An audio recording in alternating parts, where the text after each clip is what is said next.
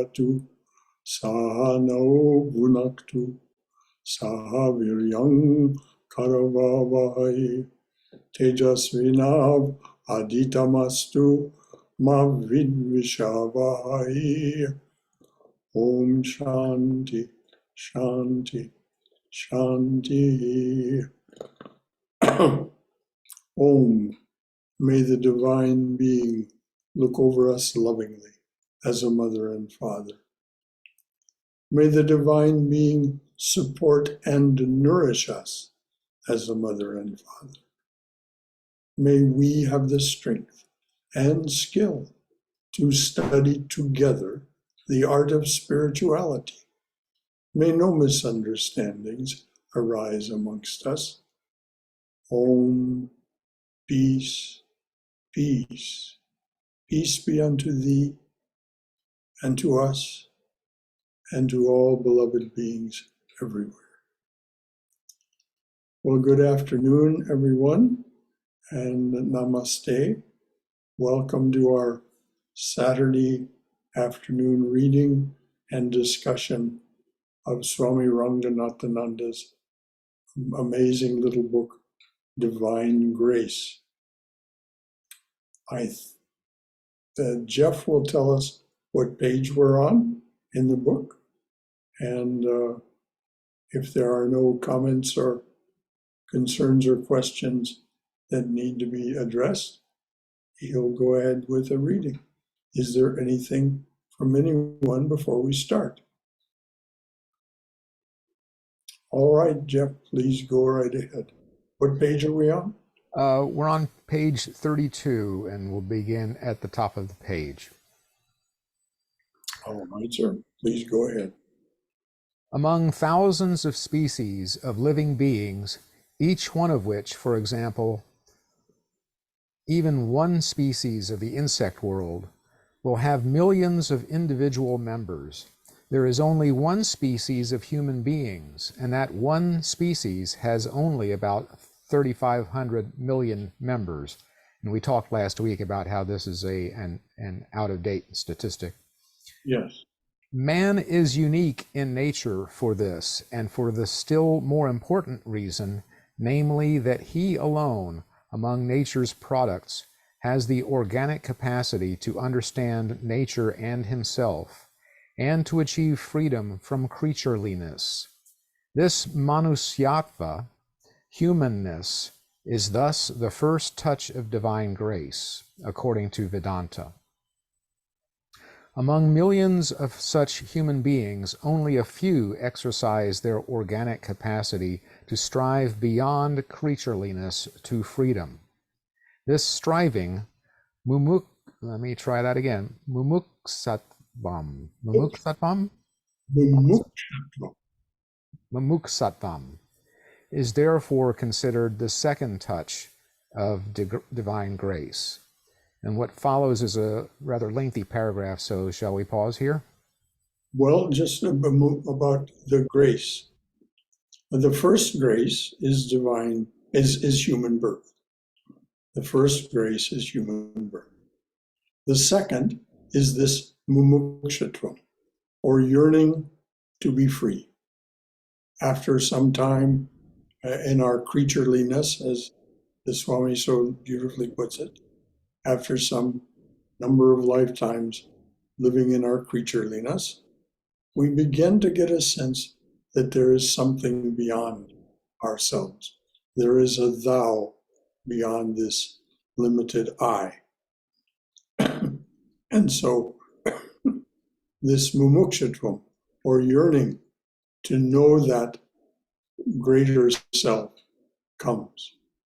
And then the third grace, which will be addressed, is the loving attention of a qualified teacher. And all of us are in the category of having the services of a loving, qualified teacher, if none other than just Ranganathananda himself. But of course, we all know and have life experience of other great teachers, both embodied and not. So, anything else from anyone before we move on to the next bit of reading? I'd just like to comment on how I really love the fact that our tradition has us, of course, be loyal to our teacher, and at the same time give proper respect to all of the teachers of spiritual traditions. And I love that, what's the word? Mumukshutva. That's not the one that was coming to the top of my mind. Oh, I'm sorry. Can't think of it right now, but just the openness to all valid spiritual traditions. I just Catholicity. really resonate with that. The Catholicity, small c. That's a good word for it. Yes. Catholicity of particularly American Vedanta is very heartwarming and very gratifying. We're just as willing to accept the teachings of Christ, or for that matter, Muhammad, as we are to accept the teachings of our own tradition, though we give, of course, special emphasis to the teachings of our own tradition and our own spiritual lives if we have taken direct instruction from one of the teachers from that tradition in the apostolic succession. So anything else from anyone before we read on? Thank you, Jeff. Yes, I agree with you, and also embrace and celebrate the Catholicity of our tradition.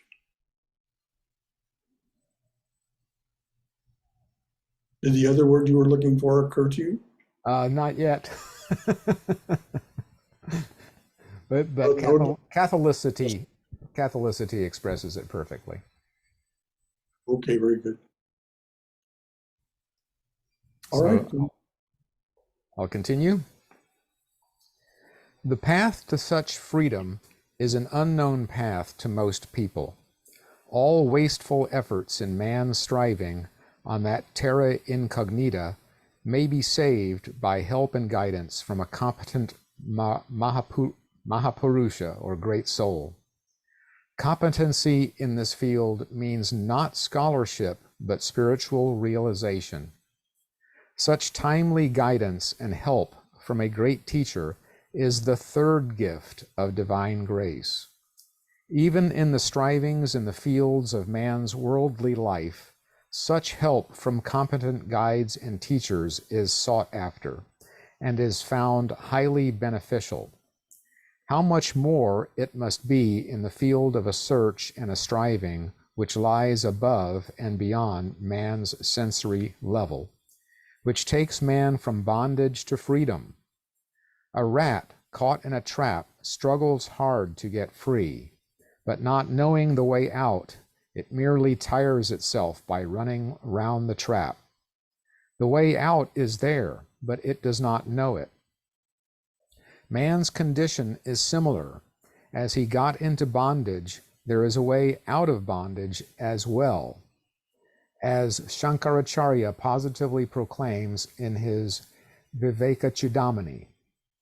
This upaya, or means, is known to one who has himself adopted the means and become free, and who alone is competent to guide others on that path. And that's the end of that paragraph. This upaya, this sitting near the teacher, this what is meant by Upanishad. Upaya means sitting near. And so when we draw near the teacher, As Christ said, those who listen to my teachings and live them sit close to the fire and are warmed by it. Those who do not sit far from the fire and suffer from the cold. So this is this great third grace, the human birth, the first grace, mumukshatuvam, or yearning for freedom, the second grace, the third grace, the service, the loving attention of a qualified teacher. So we have this upaya. Anything else from anyone before Jeff reads on? Okay, dear, please do read on. And at the end of the Viveka Chudamani, Shankaracharya conveys the feelings of the disciple towards his guru, through whose grace he achieved spiritual knowledge and emancipation. And this is the English translation of verse 517. This splendor of the empire of spiritual freedom I have achieved through the blessed glory of thy grace. Salutations to thee, O glorious, high-souled teacher. I salute thee again and again. Please read that again. This is, Shankaracharya does not exaggerate or in any way embellish. This is the heartfelt and sincere feelings of his student as expressed to him, or perhaps his feelings as expressed to his teacher. And it comes in the, I think, second to the last chapter of the Viveka Chudamani. So please read those words again. Certainly. I'll read the introductory sentence also. And at the end of the Viveka Chudamani, Shankaracharya conveys the feelings of the disciple towards his guru, through whose grace he achieved spiritual knowledge and emancipation. In the English translation, this splendor of the empire of spiritual freedom I have achieved through the blessed glory of thy grace. Salutations to thee, O glorious, high-souled teacher. I salute thee again and again. Salute thee again and again. And note the word emancipation. Emancipation. Being freed from the rat race. Freed from slavery. Freed from slavery to the bondage of body, mind, sense complex. Oh, what a glory it is. And it is sung, as Swami Prabhupada says, it is sung through the hymns of the sages and seers through the ages. Light us through and through with thy everlasting shining presence, is how what he quotes ends. And if we yearn for this, if we pray for this, if we dedicate our time and energy to this on a regular basis, the promise again and again and again and again from all of the great teachers is, you will succeed. The latest of which on which so many of us depend, is Sri Ramakrishna. And that's, he says, and Vivekananda says of him, he came to unchain us and set us free. Now, freedom is not defined by the teacher. Freedom is defined by the student. What do you mean by freedom? It may not mean being free from the life after life. Thank you, dear. Appreciate your bringing lunch. You got everything? Uh-huh. Thank you, dear. You're welcome.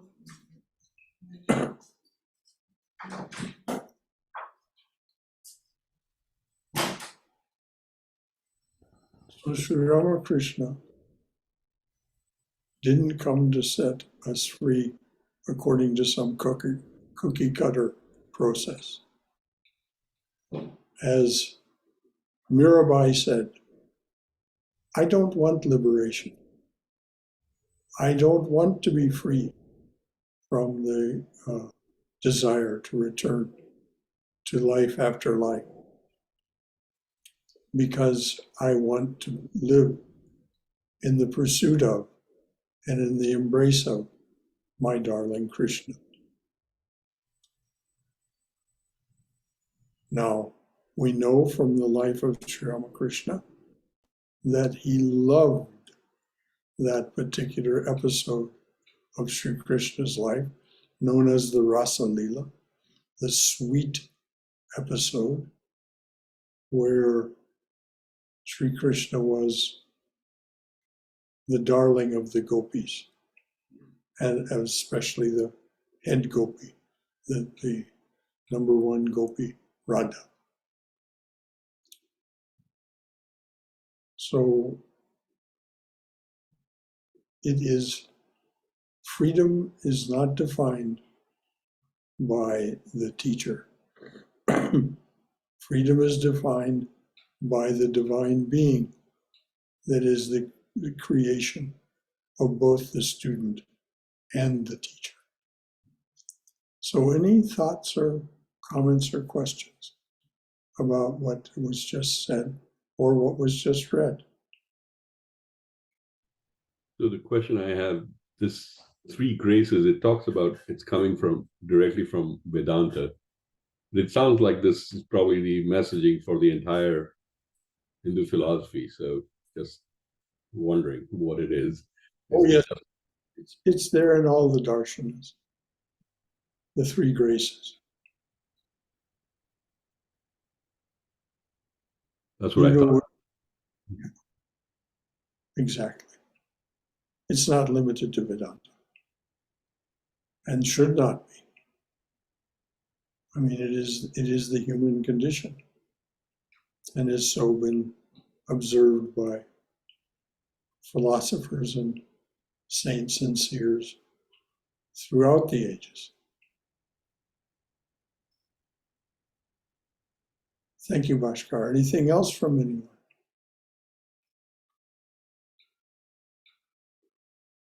Okay, Jeff, please read on. Shankaracharya's writings contain many beautiful references to the truth of divine grace, particularly his many devotional hymns and his commentary on the Gita. His famous hymn, Devyaprada Samapana Stotram, I hope I said that right, sings of man-God relationship as child-mother relationship. In one of its verses, there is this imploring for divine grace from the devotee.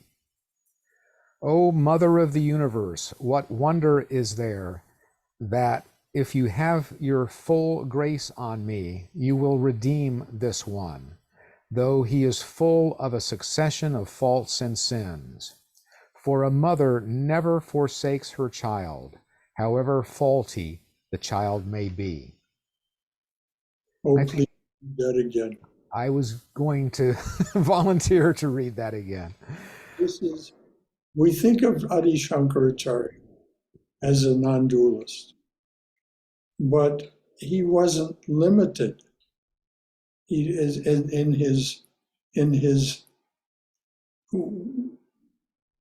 the fullness of his emancipation. He wrote these kinds of things as well. And so this is so heart-filling, so gratifying. Please read it again, Jeff. O Mother of the universe, what wonder is there that, if you have your full grace on me, you will redeem this one, though he is full of a succession of faults and sins. For a mother never forsakes her child, however faulty the child may be. And why is that? It is because the child is her child. It comes from her lineage. She's the one who made that child. So how can she forsake it? And when we our heartfelt prayer, when we give freedom to that mumuksha, that yearning, when our heartfelt prayer is, have your full grace on me, Mother. And sure enough, then a qualified teacher appears that is appropriate for you and gives you that grace. Nothing to fear, nothing to worry about. Salvation.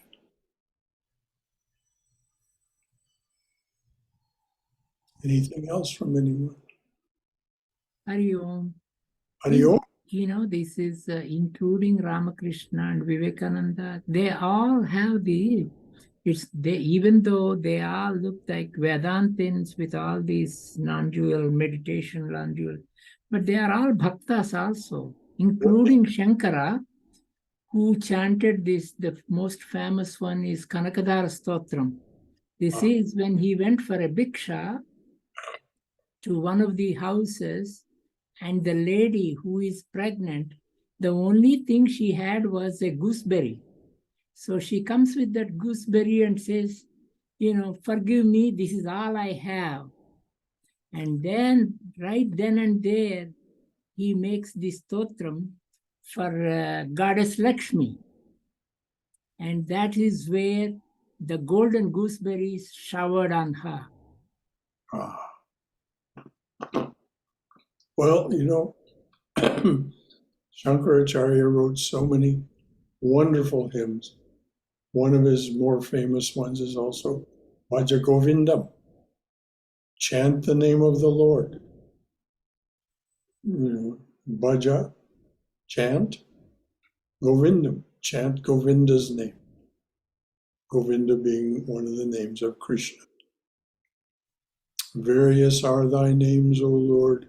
In each and every name, thy power resides. So says Chaitanya Mahaprabhu. So when we chant these names, the power manifests. There's no two ways around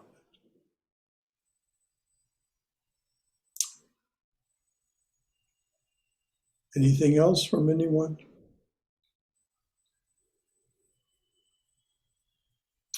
All right, such beautiful words, such reassuring words.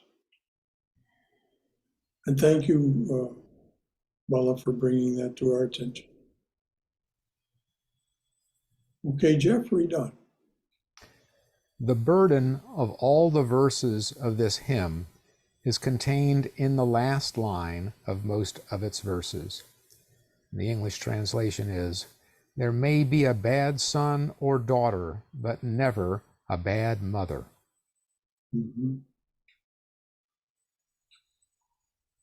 Before the great mystery of the unknown, man is but a child. Even the most talented of them, be they scientists or masters of language. This truth is brought out vividly in a few lines by the English poet Tennyson in his In Memoriam. Behold, we know not anything. I can but trust that good shall fall.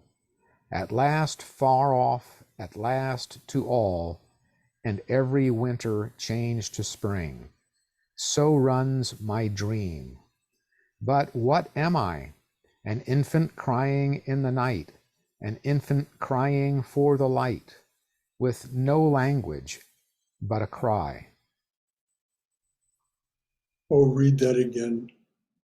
Such a beautiful verse from Tennyson. Such a great poet. Behold, we know not anything. But let's start there. Notice how he starts. We really don't know anything. We really don't. Our minds, our finite minds, are simply not capable of holding the entire truth. If you think of the characters of the cartoon script Peanuts, you can imagine holding one of those characters in your arms, Snoopy. But if you go to the Macy's Thanksgiving Day Parade and you go to the big Snoopy balloon, there's no way to get your arms around it. So we are finite minds.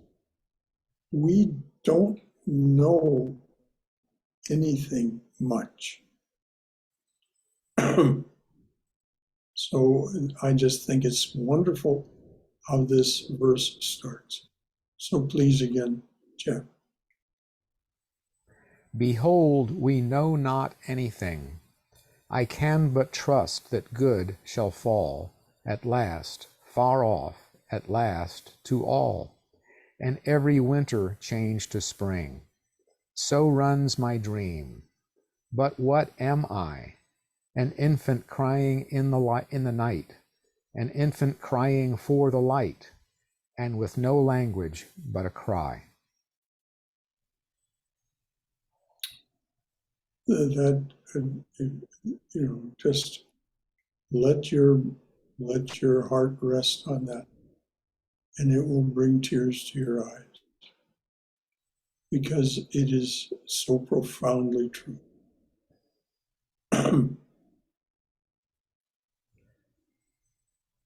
I like the fact that it admits our ignorance, but also gives us hope, because it tells us that we can trust that everything is as it should be.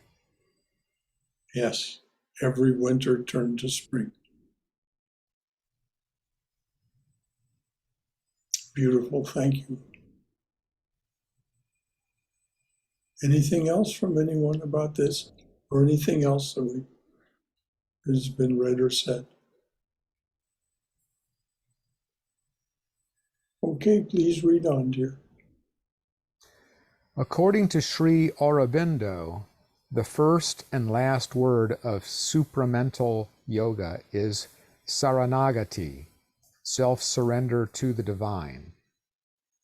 And what follows is a quote from All India magazine of the Sri Aurobindo Society in 1979. The first word of the supramental yoga is surrender. Its last word also is surrender. It is by a will to give oneself to the eternal divine, for lifting into the divine consciousness, for perfection, for transformation, that the yoga begins. It is in the entire giving that it culminates, for it is only when the self-giving is complete that there comes the finality of yoga, the entire taking up into the supramental divine, the perfection of the being, the transformation of the nature. And that concludes that quote. So read it again a little more slowly, because as usual, Aurobindo is rather embellished in his language. He doesn't speak as simply as he might. So let's hear it again, and just read it with slowly and with deliberation, and let's get as much out of it as we can. It wouldn't be included by the Swami if it weren't important. The first word of the supramental yoga is surrender. Its last word also is surrender. It is by a will to give oneself to the eternal divine, for lifting into the divine consciousness, for perfection, for transformation, that the yoga begins. It is in the entire giving that it culminates, for it is only when the self-giving is complete that there comes the finality of yoga, the entire taking up into the supramental divine, the perfection of the being, the transformation of the nature. Well, this is the message we hear over and over from the teachers. It's in self-surrender that union or yoga is achieved. And it's important to remember that, like so many Sanskrit words, yoga has two meanings. One we can think of as positive, which is union with the divine. And one we can think of as neti, negative, detachment. Yoga means both union and detachment. Union with that which is yearned for, detachment from that which holds us back. So this is, and don't think that Sri Aurobindo wasn't very aware of both of these meanings when he used that word yoga, because saranagata means taking refuge in. It means, it's as in Om Hring Ritam, Tasmat Tvameva, Saranagata Om. Therefore, beloved, I take refuge in you. Refuge of the downtrodden. So this is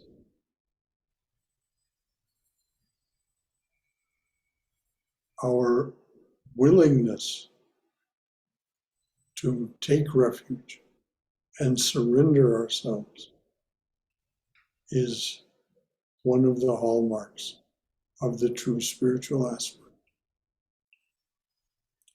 Anything else from anyone about that, or anything else? So the word supramental has been used twice in this paragraph. And I'm wondering what exactly that would mean in relation to Aurobindo. And the other part is that, is supramental yoga something different, or can it be explained with the four yogas that we typically have been using so far? It can be explained by, it is the what Vivekananda tends to use the term superconscious rather than supramental. It means above our ordinary awareness. And it is definitely the goal of each of the yogas, that we attain this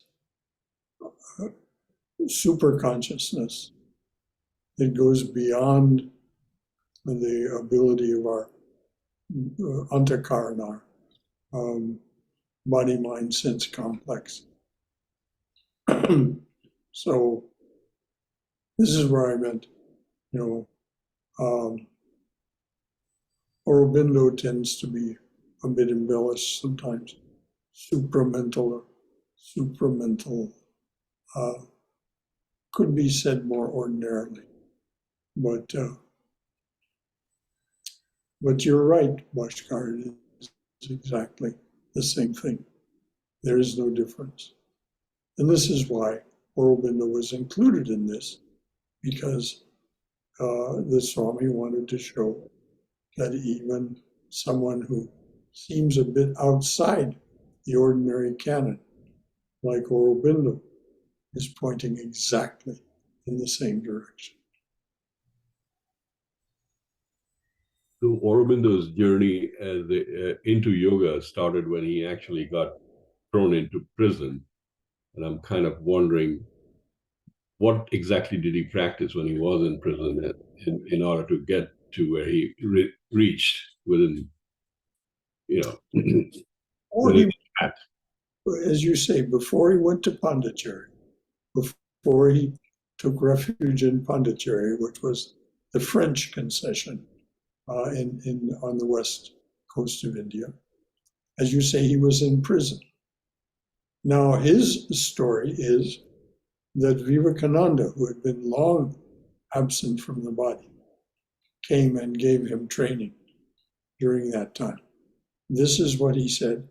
And the woman who lived with Aurobindo, he just called her mother, she affirmed this after his death, that it was in his diaries, that it was Vivekananda who had given him some 10 days of training while he was in prison before he, and also gave him the indication, Vivekananda gave him the indication that he should take refuge in Pondicherry, which he did, which was beyond the reach of the English.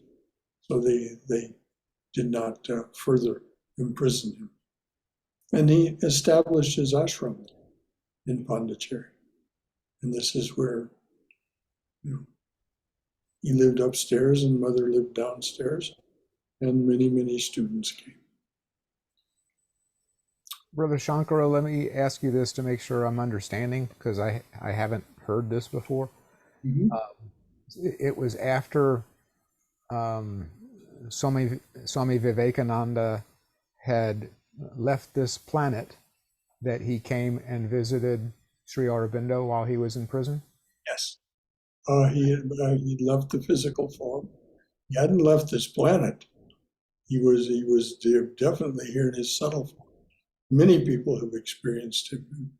He said, "I'll be more effective outside the body than in." And one of the people to whom he gave training was Sri Aurobindo.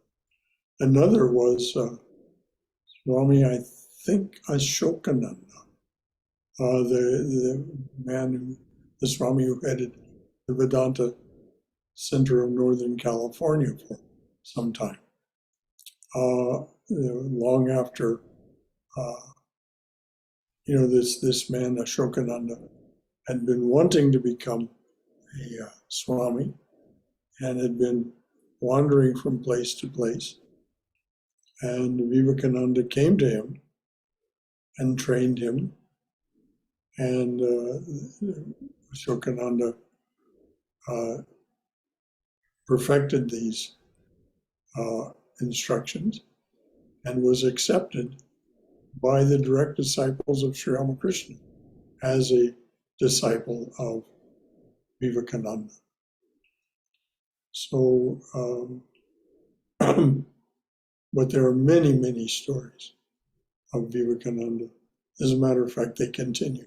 To this day, people go to Vivekananda Retreat Ridgely in mid-state New York on the Hudson, or they go to Vivekananda House in South Pasadena, and they will have experiences of Vivekananda. I can testify to being one of those myself. So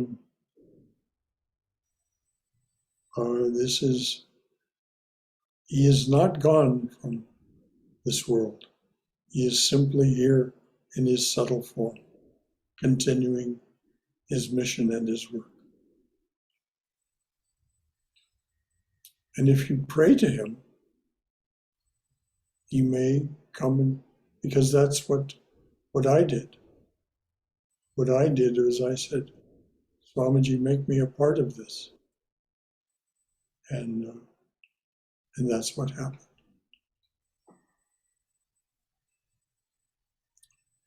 Anything else from anyone?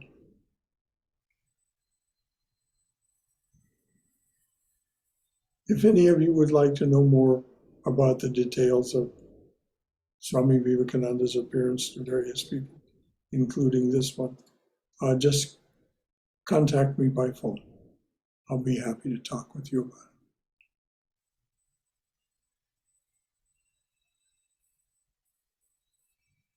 Anything else from anyone before we read on? Well, I'm just thinking when he mentions this as a supramental divine, that is the finality of the yoga. Maybe he's thinking this is the Nirvikalpa Samadhi. Could be. Yeah, because this is the same idea Sri Krishna, teaches in Bhagavad Gita, chapter 6, to submit yourself, literally in the yoga. And that is what we also chant before eating, this is all, everything is Brahman. So you submit everything to Brahman. Yes. Brahman is the offering. Yes. Brahman is the ritual. Brahman is the one who offers to the fire that is Brahman. One who sees Brahman in every action attains to Brahman. So yes, but this seeing Brahman in every action is not something you're going to see with your physical eyes. So as you say, it implies a kind of samadhi. Whether it's nirvikalpa samadhi, that I think is conjecture. Because as Sri Ramakrishna pointed out, there are thousands of different kinds of samadhi. Nirvikalpa, of course, a great one would be able to return from nirvikalpa as a teacher. And perhaps that's true of Sri Aurobindo. I don't know.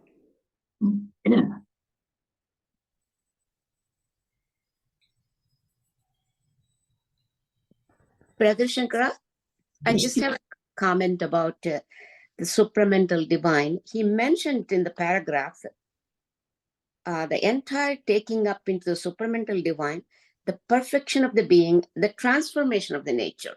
Supramental divine, he's meaning as transformation of the nature.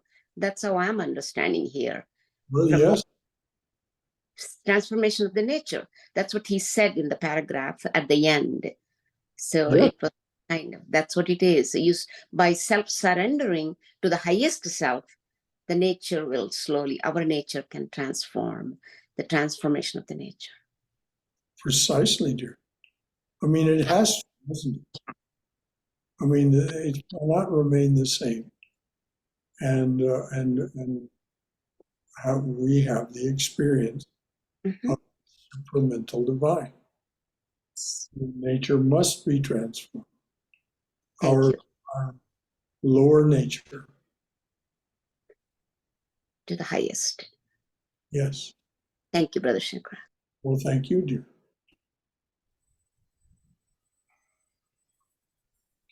How are we doing for time? We've got about 16 minutes. Oh, good. Wonderful. Okay. Well, if there isn't anything else from anyone, please read on. Self-surrender in Vedanta becomes surrender to the highest within oneself, which makes it truly the highest victory as well. Many of the beautiful hymns in the Hindu tradition emphasize this truth. The elephant caught by the crocodile in the very popular Gajendra Moksha story of Hinduism, after exhausting all the powers of his own ego to rescue himself, surrenders himself to the divine through a beautiful hymn, two of the verses of which are as follows. These are from the Srimad Bhagavatam chapter 8, verses 3.3 and 29, if I'm reading that correctly. Yes.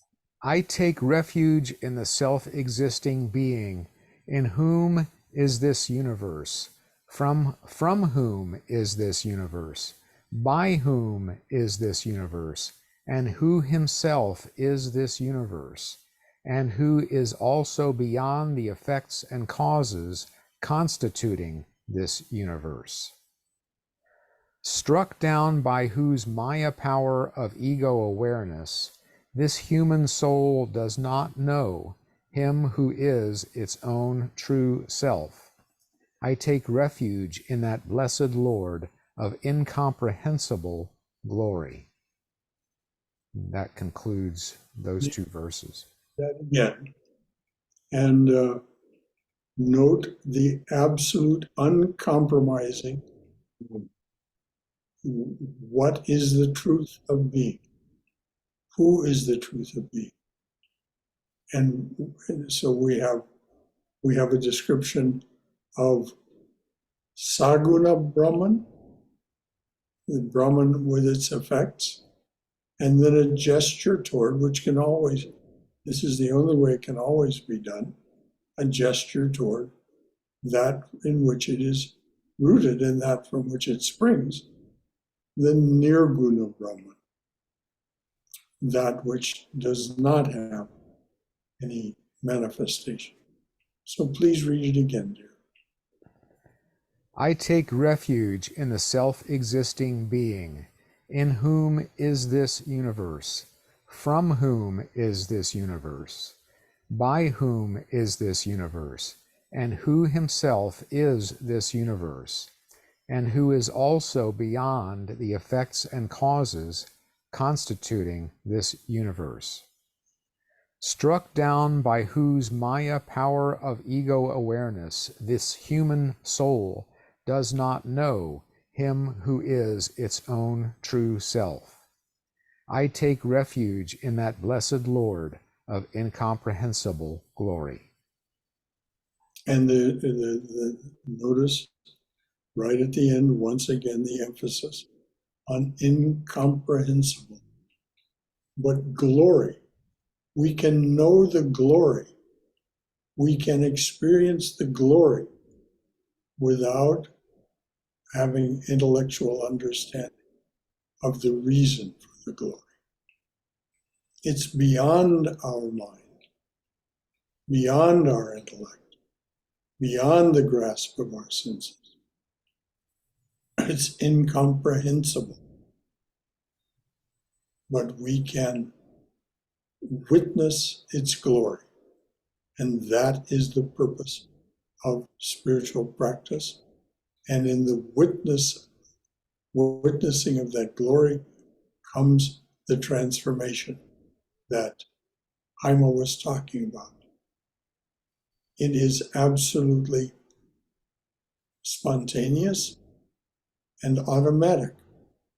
The transformation takes place because it can not remain the same in the presence of the experience of the glory of the divine that is exactly, as close as language can be exact, it is exactly as these verses express it. Anything else from anyone? Please speak up if there's anything at all that you would like to bring forward from your own experience or from your concern or question. All right, please read on.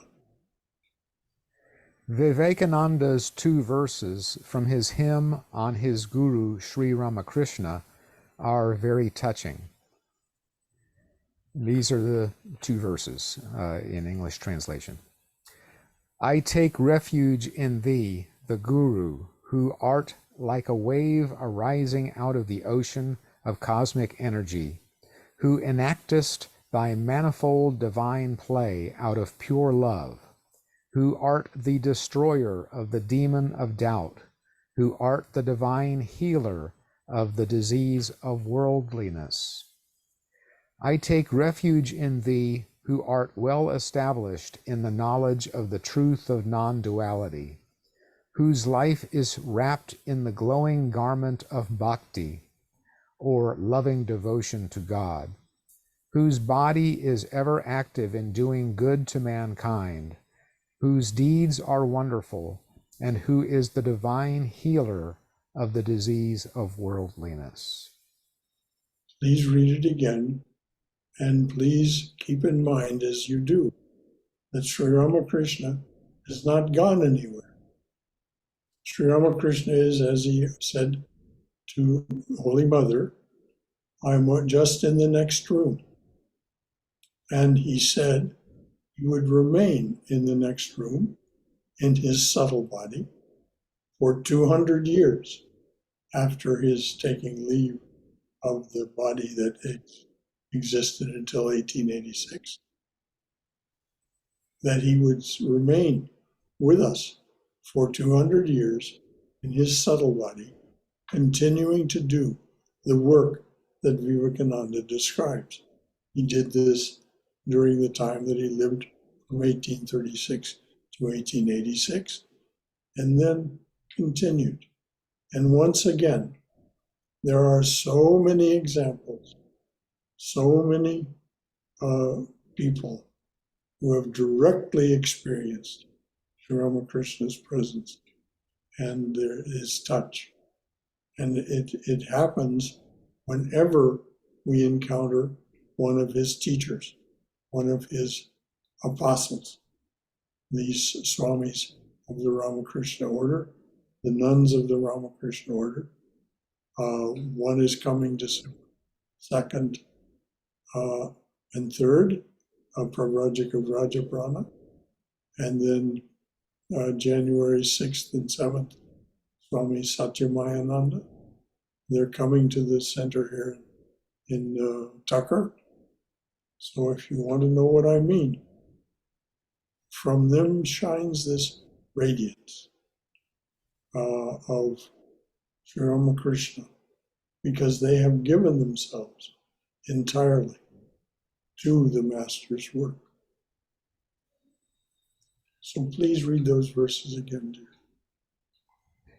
I take refuge in thee, the Guru, who art like a wave arising out of the ocean of cosmic energy, who enactest thy manifold divine play out of pure love, who art the destroyer of the demon of doubt, who art the divine healer of the disease of worldliness. I take refuge in thee, who art well established in the knowledge of the truth of non-duality, whose life is wrapped in the glowing garment of bhakti, or loving devotion to God, whose body is ever active in doing good to mankind, whose deeds are wonderful, and who is the divine healer of the disease of worldliness. The divine healer of the disease of worldliness. Now, as was said earlier, you do not have to leave this world and be absent from the divine play of this world to be cured of the disease of worldliness. The disease of worldliness, it binds us to attachment and aversion, hatred, anger, greed, all these things. We can continue to live in this world. This is who the saints are. They continue to live in this world, free from the disease of worldliness. So clear, Vivekananda makes it. Anything else from anyone?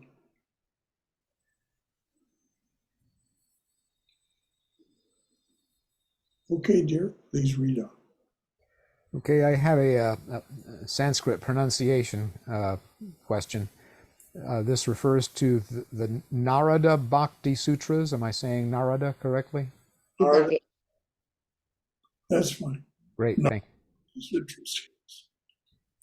The Narada Bhakti Sutras give several means to the achievement of pure bhakti, and finally proclaim divine grace as the supreme means.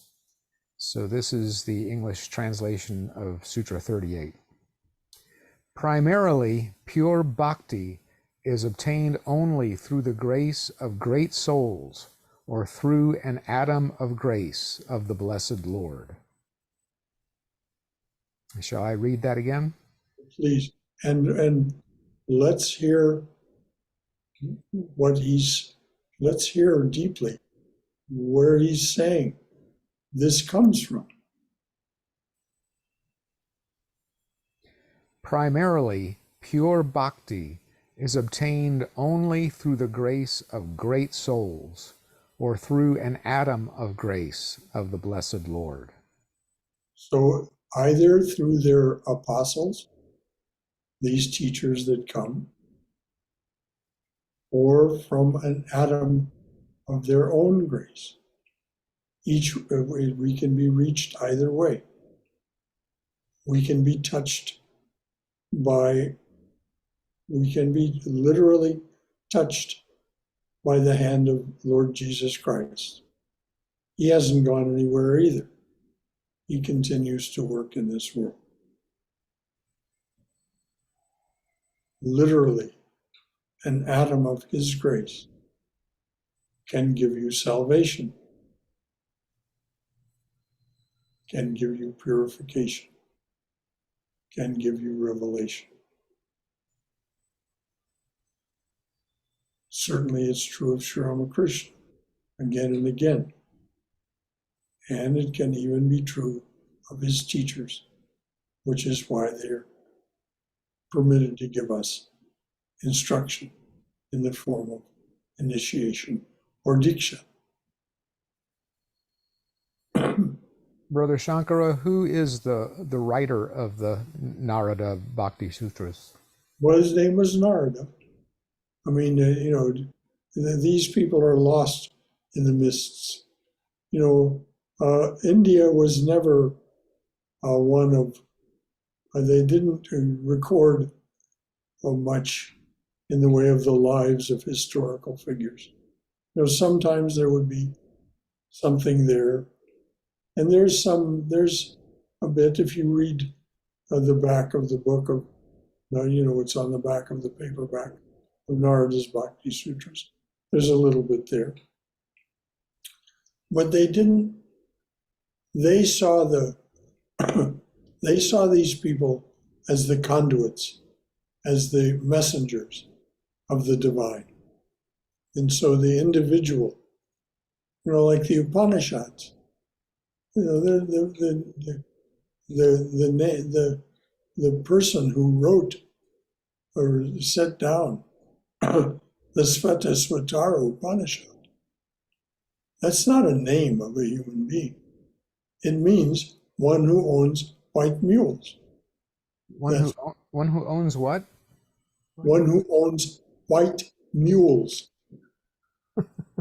Okay. White animals are always, not albino animals, but truly white animals, whether they be bison or deer or mules, are regarded as sacred. And so only a realized soul would be entrusted with such beings.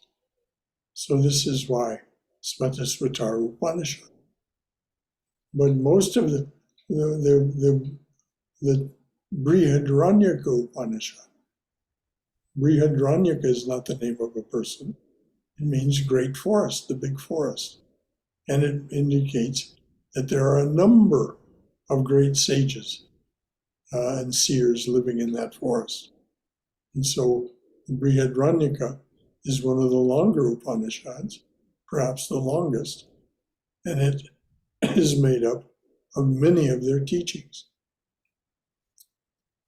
So this business of people's names being important, that's a left brain phenomenon. And it isn't that it's bad and wrong. It's just a very different way of approaching what human beings experience and how to record it in such a way that is meaningful. In India, what is meaningful is what is behind. In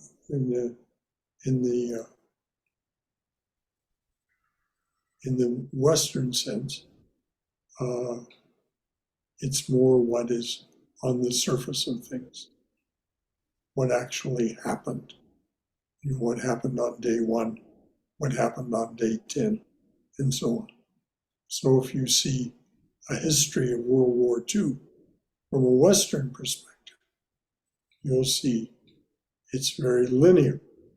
It may have nonlinear aspects, but it's primarily this is what happened on D-Day, and so on and so forth. Well, I asked the question because the Hindu scriptures are like an entire cosmos. They're so vast, and so I'm just a poor Westerner trying to get a handle on it all. Well, this is a feeling that we all have, Jeff.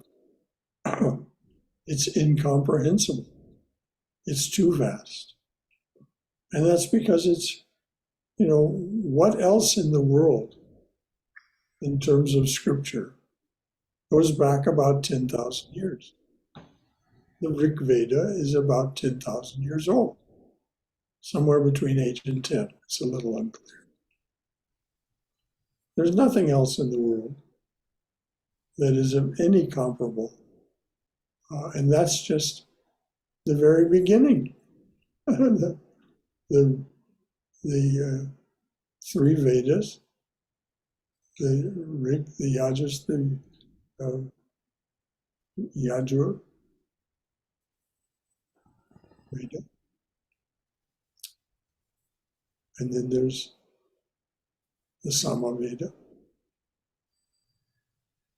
So these are just the very beginning. These are the Shruti. That's what was heard by the seers, by the rishis. And then there's the Shmriti, all this scriptural stuff that comes afterwards. The Srimad Bhagavatam, Mahabharata, the Bhagavad Gita, and so many more. The Narada Bhakti Sutras. We'll never get our head around all. Brother Shankara, I just have a comment to Jeff. Jeff, you don't have to feel bad because we Hindus we don't comprehend everything either. We're still learning, even from Brother Shankara more than, I'm still learning from Brother Shankara a lot more than I knew before. And my mother, who was not educated, she had more knowledge of scriptures than I have. She passed on a little bit. So some of our parents passed on a little bit, but still, none of us don't have handle on everything. So you don't have to feel bad. Thank you, Brother Shankara. Thank you, Haima. And I'm still learning. And I'm still learning of my mother's mother. My grandmother was a fountain of spiritual wisdom. She was a devout Methodist woman and a fountain of spiritual wisdom, as was her teacher, a Methodist minister named Pop Taylor. 2 remarkable souls. Part of the foundation of the spiritual aspiration of this. So how are we doing for time? We're a little bit over time, just because things got so interesting. Well, that's perfectly fine. As far as I'm concerned, we can never really go overtime. But unless there's something else, we can sign off until tomorrow morning, in which tomorrow morning the talk will be on purification. On the 19th, the talk will be on revelation. After we have achieved sufficient purification, revelation spontaneously and automatically occurs. And then on the 26th, the talk will be on salvation. What happens when revelation transforms us? What does that mean in terms of salvation? So, purification, revelation, and salvation in the next 3 weeks. And for those of you who decide to join us. Anything else from anyone about anything we've said or read? Or we don't have to wind this up until you're ready to. I have one comment about Narada, Sage Narada. Yes. Sage Narada was, like you said, he was a messenger, and he always took the right messages and hints these evil ones like Ravanasura and all these Hiranyakasipa, Prahlada's father, but they won't listen to him. He already sees what is coming up. He had that knowledge of future, what's going to come up, and he warns them, don't do this, but they won't listen. They have to destroy themselves. That is their liberation, I guess, Brother Shankara. Well, it's not their path toward liberation anyway. That's the way, yes. Just wanted to make the comment. Thank you. Its character is realized soul. That Very much. Between the past, present, and future. Yes. It's all present to them. So, of course, they see what's going to happen. And it seems like it's going to happen in the lives of others. But as Narada points out, you can still, there's still time for you to deviate from this path. But as you said, they're don't. Yeah.